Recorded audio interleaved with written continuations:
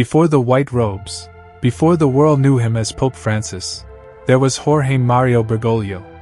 Born on December 17, 1936, in Buenos Aires, Argentina, he was the son of Italian immigrants who fled fascism in search of a better life. Jorge grew up in a working-class neighborhood, surrounded by love, discipline, and faith. His father worked as a railway accountant.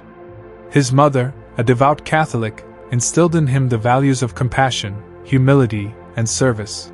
Jorge was the eldest of 5 children born to Mario José Bergoglio and Regina Maria Savori. From a young age, he showed a sharp intellect and a quiet strength. He earned a chemical technician's diploma before discerning his call to the priesthood.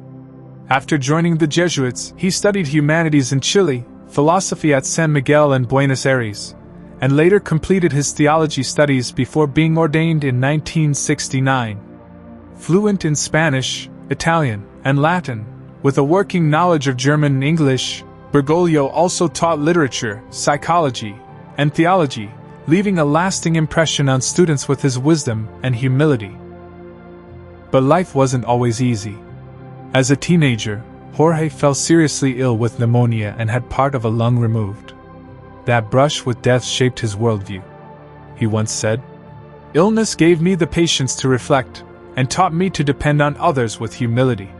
In 1958, at age 21, Jorge entered the Society of Jesus, the Jesuits, an order known for education, intellectual rigor, and a deep commitment to the poor.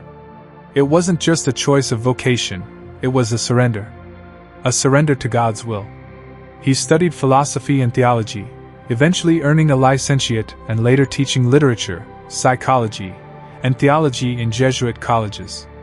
To educate is an act of love.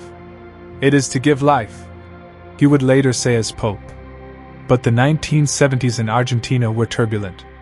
Under military dictatorship, the country was plunged into fear and violence. As provincial superior of the Jesuits, Jorge often found himself walking a fine line between protecting his flock and challenging power. He made enemies and saved lives. Though controversies still surround some of his actions during that time, many recognize the silent bravery he displayed, risking his safety to hide and rescue those targeted by the regime. Despite the chaos, Bergoglio remained faithful.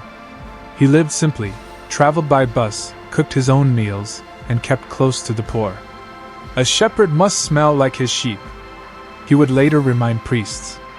In 1992, he became Auxiliary Bishop of Buenos Aires. Then in 1998, he became Archbishop.